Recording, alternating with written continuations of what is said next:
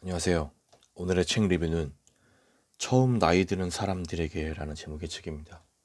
자, 이 책을 읽고서 밑줄 친 부분들을 보면서 리뷰를 진행하도록 하겠습니다. 목차입니다. 목차는 일시정지를 하셔서 더 자세히 보시는 것을 추천드리겠습니다.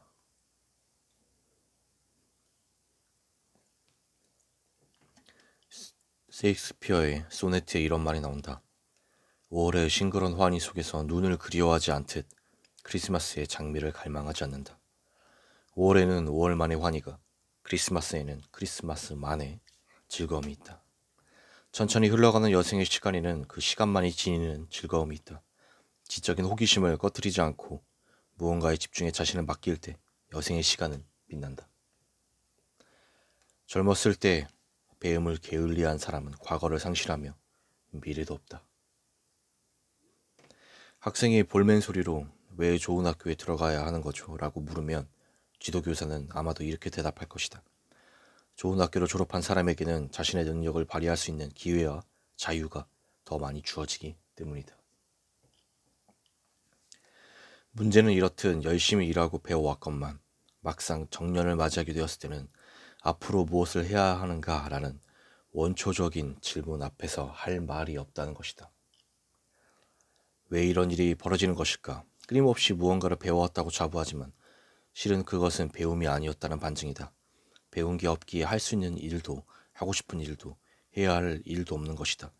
그동안 열심히 공부하고 수집해온 정보들은 직장을 떠나거나 맡은 직책에서 물러나는 순간 인생에 아무런 도움도 주지 못하는 폐품으로 전락한다. 그저 바쁘게 일하면서 업무 효율을 높이기 위해 필요한 능력을 단련했을 뿐 인생에 도움이 될 만한 무언가를 배우거나 지식을 쌓은 것은 아니다. 우리는 업무적 능력 개발이 자기 개발이라고 착각하며 살아간다. 하지만 작년에 배우면 노년에 쇠하여지지 않는다라는 배움의 경지는 일을 잘하기 위해 필요한 배움이 아니다. 평생 즐겁게 배우고 익히는 것, 그것이 노년을 풍요롭게 만드는 작년의 자기 개발임을 명심해야 한다.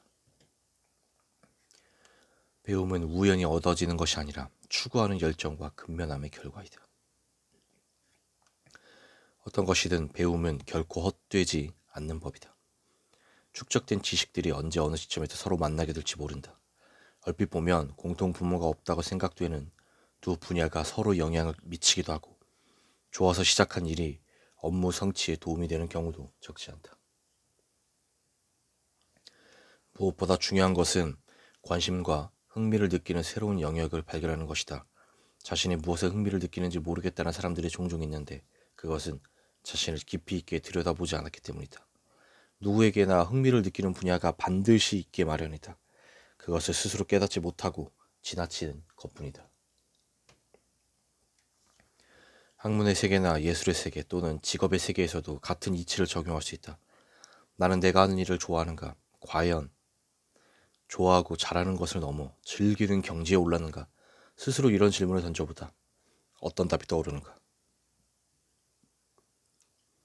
인간은 로켓을 우주로 쏘아 올릴 수는 있지만 대장균을 만들어내지 못한다. 하물며 인간이라는 기적과도 같은 생물에 대해 무엇을 안다고 할 수 있을까? 인간이 살아가는 세계란 결국 인간의 오관이 인지하는 구체적인 세계다. 인간은 가로 세로 깊이로 측정되는 3차원의 공간 안에서 살아간다. 거기에 시간이라는 조건을 하나 더 넣더라도 고작해야 4차원의 세계다. 그렇기 때문에 5차원과 6차원의 세계가 어떤 모습인지 우리는 상상할 수 없다. 상상할 수 없기 때문에 존재하지 않는 세계라고 여기고 있는 것이다. 우리는 나이가 들면서 변하는 게 아니다. 보다 자기다워지는 것이다. 사람들은 자신의 환경에 대한 개선은 열망하면서도 자기 자신에 대한 개선에는 기꺼이 나서지 않는다. 이것이 그들이 속박에서 벗어나지 못한 이유다. 경치 좋은 고향에서의 삶도 오랜 기간 도시 생활에 익숙해진 사람에게는 맞지 않는다. 잠시 동안 휴식과 여행을 하면서 보내는 시간은 좋지만 남은 인생을 내내 한적한 시골에서 지내야 한다면 지독한 외로움이나 지루함과의 싸움이 불가피하다는 것을 알아야 한다. 나이가 들면 조용하고 한가로운 곳에서 살아야 한다는 생각은 편견이다. 오히려 나이가 들었기 때문에 정신적으로 더 많은 자극을 받을 수 있는 도시에서 생활해야 한다. 진정한 은둔자는 물질은 버리되 정신은 버리지 않는 사람이다. 모든 소유에서 벗어나 홀가분해지지만 정신만큼은 팽팽한 긴장감을 놓지 않으며 더 높은 이상을 추구하는 것이 진정한 운둔자의 삶이다. 그들의 일상에는 삶에 대한 긴장과 의욕이 여전히 살아있다. 어차피 죽을 인생이라고 생각하는 순간 이미 그 인생은 죽음을 맞이하는 것이다. 나는 그렇게 껍데기처럼 살고 싶지 않다. 어차피 곧 죽을 인생, 아무것도 하지 않겠다 라는 말은 초탈하고 의연한 자세가 아니다. 어차피 또 배가 고파질 텐데 밥을 먹어서 뭐하나 하는 말과 뭐가 다르단 말인가. 죽는 그날까지 숨이 이어지는 한 나는 무엇이든 해내고 있을 것이다. 중요한 것은 말하는 것이나 희망하는 것, 바라는 것이다. 의도하는 것이 아니라 행동하는 것이다. 인생의 안일도 예지도 학식도 미덕도 건강이 아니면 빛을 잃고 사라져버릴 것이다. 불운을 당해보지 않은 사람만큼 불행한 사람은 없다. 불은 금을 단련시키고 불행은 용감한 자들을 단련시킨다. 내가 돈을 조심스럽게 이용하지 않으면 오히려 죽에게 전도되어 돈이 내 삶을 장악하고 망가뜨리는 나쁜 주인이 될 수 있다는 것이다.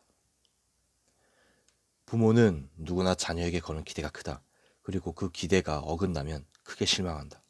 그러나 자녀는 다르다. 자녀들은 부모가 기대하는 만큼 부모를 소중히 생각하지 않는다. 자녀를 사랑하는 마음이 지나쳐 집착에 이르는 부모는 있어도 부모를 사랑하는 마음이 지나쳐 집착하는 자녀는 없다. 시간의 걸음걸이에는 세 가지가 있다. 미래는 주저하면서 다가오고, 현재는 화살처럼 날아가고, 과거는 영원히 정지해 있다.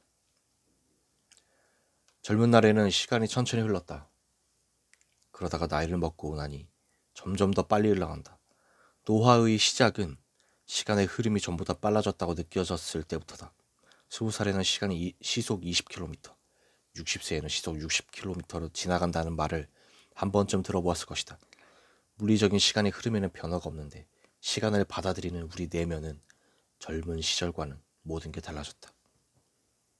지혜란 우리가 얼마나 알고 있는 것이 없는지를 깨닫는 것이다. 인생은 희망사항으로 채워지는 것이 아니다.